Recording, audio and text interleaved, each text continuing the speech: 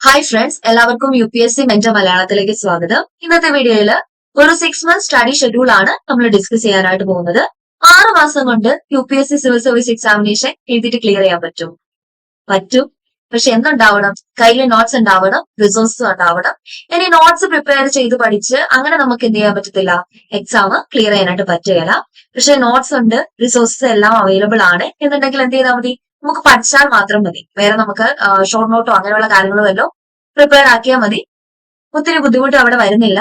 So അങ്ങനെ പഠിക്കാൻ വേണ്ടി മാത്രമാണെങ്കിൽ എന്താണ്, 6 മാസം കൊണ്ട് നമുക്ക് എന്ത് ചെയ്യാൻ പറ്റും, ഈ ഒരു എക്സാം ക്ലിയർ ചെയ്യാനായിട്ട് പറ്റും. പക്ഷെ നല്ല രീതിക്ക് ഹാർഡ് വർക്ക് ചെയ്യണം. 10 മണിക്കൂറെങ്കിൽ എന്ത് ചെയ്യുക, ഡെയിലി പഠിച്ചു പോവുക. അതും കൺസിസ്റ്റന്റ് ആയിട്ട് പഠിക്കുക. എല്ലാ ദിവസവും എന്ത് ചെയ്യുക, 10 മണിക്കൂറോ 8 മണിക്കൂറോ ഒക്കെ എന്ത് ചെയ്യുക, പഠിച്ചു പോവുക. ഓക്കെ, നമുക്ക് വീഡിയോയിലേക്ക് പോവാം.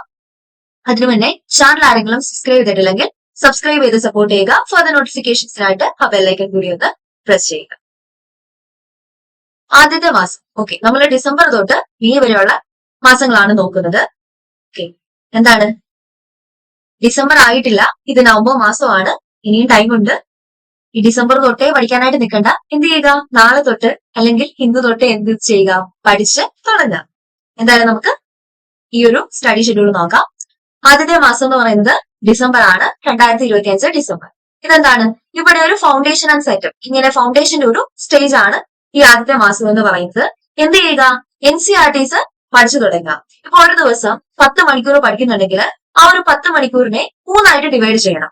എങ്ങനെ, GSന് ആ ഒരു 10 മണിക്കൂറിൽ 70% ടൈം കൊടുക്കണം, ഓപ്ഷണലിന് 20% ടൈം കൊടുക്കണം, CSATന് ഒരു 10% ടൈം. അങ്ങനെ ആ ഒരു 10 മണിക്കൂറിനെ 3 ഡിവൈഡ് ചെയ്തിട്ട് വേണം എന്ത് ചെയ്യാനായിട്ട്, നമ്മൾ പഠിച്ച് തുടങ്ങാനായിട്ട്. അല്ലാതെ എന്താ പറയുന്നത്, നമുക്ക് സമയം കുറവാണ്, അതുകൊണ്ട് എന്താണ്, ആദ്യം NCERTs മാത്രം കവർ ചെയ്യാം, അല്ലെങ്കിൽ ബേസിക്സ് പഠിക്കാം, അത് കഴിഞ്ഞിട്ട് CSAT പഠിക്കാം. അങ്ങനെ പഠിച്ചിട്ട് പോയിട്ട് കാര്യമില്ല. എന്ത് ചെയ്യുക, NCERTs പഠിച്ചു തുടങ്ങുക, അതുപോലെ തന്നെ എന്ത് ചെയ്യുക, CSAT പഠിച്ച് തുടങ്ങുക, കറണ്ട് അഫയേഴ്സ് എന്ത് ചെയ്യുക, നോക്കി പോകുക. ഇത്രയും കാര്യങ്ങളാണ് ആദ്യത്തെ മാസം ചെയ്യാനുള്ളത്. എന്ത് ചെയ്യുക, NCERTs പഠിക്കുക, CSAT പഠിച്ചു തുടങ്ങുക, കറണ്ട് അഫയേഴ്സും പഠിക്കുക. CSATന്റെ കംപ്ലീറ്റ് ക്ലാസ്സസ് അവൈലബിൾ ആണ്. ആർക്കെങ്കിലും വേണമെന്നുണ്ടെങ്കിൽ എന്ത് ചെയ്താൽ മതി, എന്നെ കോൺടാക്ട് ചെയ്താൽ മതി. ഞാൻ എന്റെ വാട്സ്ആപ്പ് ഗ്രൂപ്പിന്റെ ലിങ്ക് ഡിസ്ക്രിപ്ഷനിൽ കൊടുത്തേക്കാം. അതിൽ ജോയിൻ ആയിട്ട് എനിക്ക് മെസ്സേജ് ചെയ്താലും മതിയാവും. ഞാൻ CSATന്റെ ക്ലാസ്സിന്റെ കംപ്ലീറ്റ് ഡീറ്റെയിൽസ് പറഞ്ഞു തരാം. ഓക്കെ, പെയ്ഡ് ആയിരിക്കും, പക്ഷെ വളരെ അഫോർഡബിൾ ആയ റേറ്റിലാണ് നമ്മൾ ക്ലാസ്സും നോട്ട്സും പ്രൊവൈഡ് ചെയ്യും. ഓക്കെ, അപ്പൊ ഇത്രയും കാര്യങ്ങളാണ് ഡിസംബറിൽ ചെയ്യാനുള്ളത്. എന്തൊക്കെയാണ്, NCERTs നോക്കുക, CSATന്റെ ക്ലാസ്സസ്, CSAT പഠിച്ചു തുടങ്ങുക, അതുപോലെ തന്നെ എന്താണ്, ന്യൂസ് പേപ്പറും വായിച്ചു പോവുക. കൂടാതെ എന്ത് ചെയ്യുക, GSന്റെ 1-2 ഓക്കെ, അല്ലെങ്കിൽ എന്ത് ചെയ്യുക, ഒരു 2-3 ക്വസ്റ്റ്യൻസ് ഒക്കെ എന്ത് ചെയ്യുക, എഴുതി നോക്കുക. അത് ആദ്യത്തെ എന്താ പറയുന്നത്, ആദ്യത്തെ ആഴ്ച പ്രിപ്പറേഷൻ സ്റ്റാർട്ട് ചെയ്ത് ഉടനെ തന്നെ എന്ത് ചെയ്യേണ്ട, ക്വസ്റ്റ്യൻസ് ആൻസർ റൈറ്റിംഗ്, മീൻസിന് വേണ്ടിയിട്ടുള്ള ആൻസർ റൈറ്റിംഗ് പ്രാക്ടീസ് നമ്മൾ നടത്തേണ്ട കാര്യമില്ല. എന്ത് ചെയ്താൽ മതി, ആ ഒരു ലാസ്റ്റ് വീക്ക്, ഈ ഒരു മന്തിന്റെ ഡിസംബർ മന്തിലെ ലാസ്റ്റ് വീക്ക് എന്ത് ചെയ്താൽ മതി, ആൻസർ റൈറ്റിംഗ് പ്രാക്ടീസ് നടത്തി പോയാല് മതിയാവും. ഒരു 2-3 എന്ത് ചെയ്യുക, ക്വസ്റ്റ്യൻസ് ഒക്കെ അറ്റംപ്റ്റ് ചെയ്ത് നോക്കുക. പെർഫെക്റ്റ് ആയിട്ട് ആൻസർ വരണമെന്നൊന്നുമില്ല. എന്ത് ചെയ്താൽ മതി, ജസ്റ്റ് ഒന്ന് പ്രാക്ടീസ് ചെയ്യുക. പഠിച്ചതിൽ നിന്ന് ഏതെങ്കിലും ഒരു ടോപ്പിക് എടുത്ത്, അല്ലെങ്കിൽ ഒരു 2-3 ടോപ്പിക് എടുത്തിട്ട് എന്ത് ചെയ്യുക, ആൻസർ റൈറ്റിംഗ് പ്രാക്ടീസ് നടത്തുക. കൂടാതെ മെയിൻ ആയിട്ടൊരു കാര്യമാണ്, ഡെയിലി റിവിഷനും എന്ത് ചെയ്യുക, നടത്തി പോവുക. ഇനിയിപ്പോ ഡെയിലി റിവിഷൻ പറ്റില്ല എന്നുണ്ടെങ്കിൽ എന്ത് ചെയ്യുക, ആ ഒരു വീക്കിന്റെ, അതായത് ഒരു വീക്കെൻഡ് എന്തിനു വേണ്ടിയിട്ട് എടുക്കുക, റിവിഷന് വേണ്ടിയിട്ട് എടുക്കുക. ഇനി അടുത്തതാണ് മന്ത് 2, അതേതാണ്, ജനുവരി ആണ്. ജനുവരി 2025. ഇവിടെ എന്താണ്, ഒരു കോൺസെപ്ച്വൽ ഡെപ്ത് ബിൽഡ് ചെയ്യേണ്ട ഫേസ് ആണ് ഈ ജനുവരി. ഒരു മന്ത് ആണ് ജനുവരി 2025 എന്ന്, സോറി, ജനുവരി 2025 അല്ല, ഞാൻ 2026 ഓക്കെ, ജനുവരി 2026 എന്ന് പറയുന്നത്. എന്ത് ചെയ്യുക, ഇവിടെ എന്ത് ചെയ്യുക, NCERTs കംപ്ലീറ്റ് ചെയ്യുക. ഓക്കെ, നമ്മൾ ആദ്യത്തെ മാസം എന്ത് ചെയ്തു, NCERTs പഠിച്ചു തുടങ്ങിയായിരുന്നു, കുറെ കാര്യങ്ങൾ പഠിച്ചു. ഈ രണ്ടാമത്തെ മാസം, ജനുവരി മാസം കൊണ്ട് നമ്മൾ എന്ത് ചെയ്യണം, കംപ്ലീറ്റ് NCERTs കവർ ചെയ്യണം. കൂടാതെ സ്റ്റാൻഡേർഡ് ബുക്സ് എന്ത് ചെയ്യണം, ഈ ഒരു സ്റ്റേജിൽ പഠിച്ചു പോകണം. എന്ത് ചെയ്യണം, ഓപ്ഷണൽ പേപ്പറും കൂടെ എന്ത് ചെയ്യുക, ഈ ഒരു മാസം പഠിക്കുക. NCERTs കംപ്ലീറ്റ് ചെയ്യുക, സ്റ്റാൻഡേർഡ് ബുക്സ് കറക്റ്റ് ആയിട്ട് പഠിച്ചു പോവുക, ഓപ്ഷണൽ പേപ്പറും കൂടെ പഠിച്ച് തുടങ്ങുക. മെയിൻസ് എക്സാമിനേഷന് മുന്നേ അറ്റ്ലീസ്റ്റ് എന്ത് ചെയ്യുക, ഓപ്ഷണൽ പേപ്പർ 1 എങ്കിലും കവർ ചെയ്യാനായിട്ട് ശ്രമിക്കുക. ഓപ്ഷണൽ പേപ്പർ 1ഉം 2ഉം കവർ ചെയ്യാൻ പറ്റിയിട്ടുണ്ടെങ്കിൽ അത് ഏറ്റവും നല്ലത്.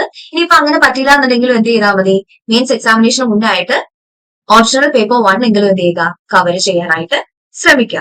പിന്നെ നമ്മൾ പറയുന്ന പോലെ തന്നെ ആൻസർ റൈറ്റിംഗ് പ്രാക്ടീസ് നടത്തുക. അതുപോലെ എന്താണ്, സിസാറ്റിന്റെ പ്രാക്ടീസ് നടത്തുക. അല്ലെങ്കിൽ സിസാറ്റ് എന്ത് ചെയ്യുക, പഠിച്ചു പോവുക. പിന്നെ ഒരു മോക്ക് ടെസ്റ്റ്, പ്രിലിംസിന്റെ ഒരു 1-2 മോക്ക് ടെസ്റ്റുകൾ എന്ത് ചെയ്യുക, ഈ ഒരു മാസം ജനുവരി 2026 നടത്തുക. പിന്നെ വീക്കെൻഡ് എന്തിനു വേണ്ടിയിട്ടുള്ളതാണ്, റിവിഷന് വേണ്ടിയിട്ടുള്ളതാണ്. ഇത്രയും കാര്യങ്ങളാണ് ഓർത്തു വെക്കാനുള്ളത്. NCERTs കംപ്ലീറ്റ് ചെയ്യുക, സ്റ്റാൻഡേർഡ് ബുക്സ് പഠിക്കുക, ഓപ്ഷണൽ പേപ്പറിന്റെ പ്രിപ്പറേഷൻ സ്റ്റാർട്ട് ചെയ്യുക, 2-3 ആൻസർ റൈറ്റിംഗ് പ്രാക്ടീസ് നടത്തുക, 2 മോക്ക് ടെസ്റ്റുകൾ അറ്റംപ്റ്റ് ചെയ്യുക, സിസാറ്റിന്റെ പ്രാക്ടീസ് നടത്തുക, കറണ്ട് അഫയേഴ്സ് നോക്കുക, പിന്നെന്താണ്, റിവിഷൻ നടത്തുക. ഓക്കെ, ഇനി അടുത്ത മാസം നോക്കാം. അതേതാണ്, മന്ത് 3, അതേതാണ്, ഫെബ്രുവരി ആണ്. 2026 ഫെബ്രുവരി മാസമാണ്. ഇവിടെ എന്താണ്, ഇവിടെ നമ്മളൊരു മെയിൻസ് ഓറിയന്റഡ് പ്രിപ്പറേഷൻ ആണ് നടത്തുന്നത്. ഓക്കെ, എന്ത് ചെയ്യുക, GS പേപ്പർ 1, GS പേപ്പർ 2 ഇതൊക്കെ എന്താണ്, ഇൻ ഡെപ്തിൽ നമ്മൾ പഠിച്ചു പോവുക. പിന്നെ ഓപ്ഷണൽ പേപ്പർ 1 അല്ലെങ്കിൽ ഓപ്ഷണൽ പേപ്പർ 2 ഇത് രണ്ടും ഒരുമിച്ച് പഠിക്കാനാണ് പറയുന്നത്. ഇനിയിപ്പോ അത് സാധിച്ചില്ലെങ്കിൽ എന്ത് ചെയ്യുക, ഓപ്ഷണൽ പേപ്പർ 1 എങ്കിലും എന്ത് ചെയ്യുക, കംപ്ലീറ്റ് ചെയ്യാനായിട്ട് ശ്രദ്ധിക്കുക.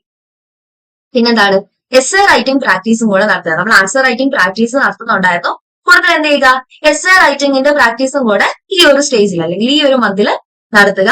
പിന്നെന്താണ്, മോക്ക് ടെസ്റ്റുകൾ നടത്തുക. പിന്നെ നമ്മൾ പറയുന്ന പോലെ സിസാറ്റ് പഠിക്കുക, ഡെയിലി റിവിഷൻ വീക്കെൻഡിൽ റിവിഷൻ നടത്തുക.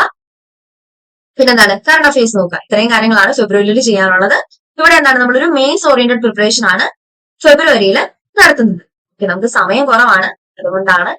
ഓക്കെ, ഇനി അടുത്തതാണ് മന്ത് 4. ഇതേതാണ്, മാർച്ച് ആണ്. മാർച്ച് 2026. ഓക്കെ, ഇവിടെ എന്താണ്, നമ്മള് GS പേപ്പേഴ്സ് കംപ്ലീറ്റ് ചെയ്യണം.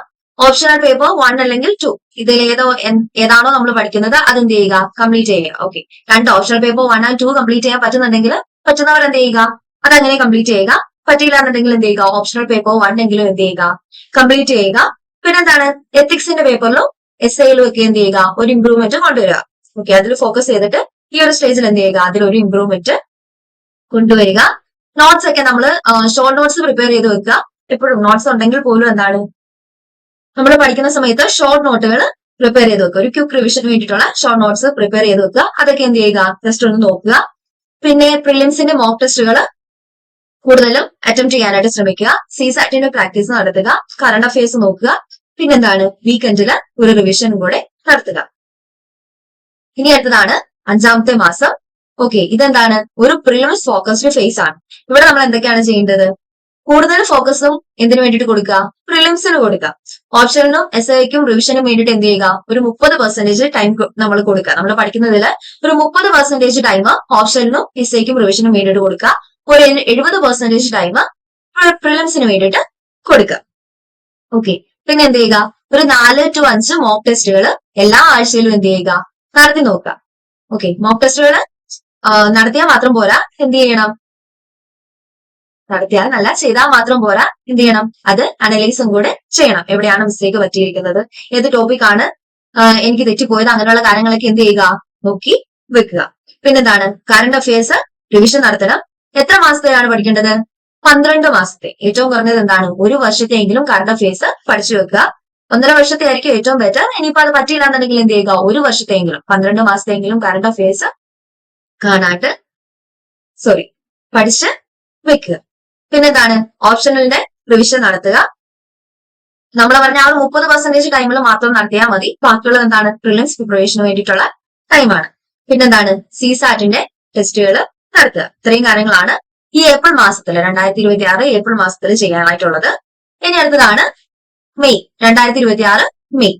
ഇവിടെ മെയ് മാസത്താണ് എന്ത് വരുന്നത്, നമുക്ക് എക്സാം വരുന്നത്. മെയ് 24-നാണ് പ്രിലിംസ് എക്സാമിനേഷൻ വരുന്നത്. ഓക്കെ, അപ്പൊ ഈ ഒരു മാസം എന്ത് ചെയ്താൽ മതി, പുതുതായിട്ടൊന്നും പഠിക്കാനായിട്ട് പോകണ്ട. ആ ഒരു മാസം കൊണ്ട് നമുക്ക് എന്ത് ചെയ്യാൻ പറ്റില്ല, ഒന്നും പുതുതായിട്ട് പഠിക്കാൻ. ഒരു മാസം എന്ന് പറയാൻ പറ്റില്ല, 23 ദിവസമേ ഉള്ളൂ. 24-ാമത്തെ ദിവസം എന്താണ്, എക്സാം ആണ്. അതിൽ 23-ാമത്തെ ദിവസവും നമുക്ക് എല്ലാം പഠിക്കാനൊന്നും പറ്റില്ല. അതെന്താണ്, ഒരു റിലാക്സ് ചെയ്യേണ്ട ടൈമാണ്. സോ 22 ദിവസമേ നമുക്ക് ആദ്യം എന്തിലുള്ളൂ, മെയ്യിൽ നമുക്ക് പഠിക്കാനായിട്ട് ഉള്ളൂ. ഓക്കെ, ഇവിടെ എന്താണ്, പുതുതായിട്ടൊന്നും പഠിക്കേണ്ട കാര്യമില്ല. എന്ത് ചെയ്താൽ മതി, റിവിഷനും മോക്ക് ടെസ്റ്റിനും വേണ്ടി മാത്രം കൊടുത്താൽ മതി. എന്ത് ചെയ്യാൻ, ഈ ഒരു മാസം റിവിഷനും മോക്ക് ടെസ്റ്റിനും വേണ്ടിയിട്ട് മാത്രം മാറ്റിവെക്കുക. ഓക്കെ, എന്ത് ചെയ്യുക, കാര്യങ്ങൾ നമ്മൾ പഠിച്ചിട്ടുള്ള എല്ലാ കാര്യങ്ങളും എന്ത് ചെയ്യുക, റിവൈസ് ചെയ്യുക. സിസാറ്റിന്റെ പ്രാക്ടീസ് നടത്തുക, കറണ്ട് അഫയേഴ്സിന്റെ റിവിഷൻ നടത്തുക, GSന്റെ റിവിഷൻ നടത്തുക. പിന്നെ എന്ത് ചെയ്യുക, മോക്ക് ടെസ്റ്റുകൾ അറ്റംപ്റ്റ് ചെയ്യുക. ഇത്രയും കാര്യങ്ങൾ ചെയ്താൽ മതി. എന്ത് ചെയ്യുക, പുതുതായിട്ടൊന്നും പഠിക്കാൻ നിൽക്കരുത്. പകരം എന്ത് ചെയ്യുക, പഠിച്ച കാര്യങ്ങൾ റിവൈസ് ചെയ്യുക. ഓക്കെ, അപ്പൊ ഇത്രയും കാര്യങ്ങളൊക്കെ ഉള്ളൂ. 6 മാസം കൊണ്ട് എന്ത് ചെയ്യാൻ പറ്റും, എക്സാം ക്ലിയർ ചെയ്യാനായിട്ട് പറ്റും. ശ്രമിക്കുക, മാക്സിമം ശ്രമിക്കുക. ഓക്കെ, ചിലപ്പോ എന്താണ് പറ്റിയെന്ന് വരില്ല, എന്നാൽ കൂടി എന്ത് ചെയ്യുക, ശ്രമിക്കുക. ഇനിയിപ്പം നോട്ട്സ് ഉണ്ട് അല്ലെങ്കിൽ റിസോഴ്സസ് അവൈലബിൾ ആണ് എന്നൊക്കെയാണെങ്കിൽ എന്താണ് നമുക്ക് എക്സാം എഴുതിയിട്ട് ക്ലിയർ ചെയ്യാനായിട്ട് സാധിക്കും. ഓക്കെ, ആർക്കെങ്കിലും നോട്ട്സോ അല്ലെങ്കിൽ എന്താണ് UPSC CSAT ക്ലാസ്സോ വേണമെന്നുണ്ടെങ്കിൽ അവരെന്നെ കോൺടാക്ട് ചെയ്താൽ മതി. വളരെ അഫോർഡബിൾ ആയ റേറ്റിൽ നമ്മൾ നോട്ട്സും ക്ലാസ്സും പ്രൊവൈഡ് ചെയ്യുന്നുണ്ട്. ഞാൻ എന്റെ വാട്സ്ആപ്പ് ഗ്രൂപ്പിന്റെ ലിങ്ക് ഡിസ്ക്രിപ്ഷനിൽ കൊടുത്തേക്കാം. അതിൽ ജോയിൻ ആയിട്ട് എന്ത് ചെയ്താൽ മതി, എനിക്ക് പേഴ്സണൽ ആയിട്ട് മെസ്സേജ് ചെയ്താൽ മതിയാവും. Thank you.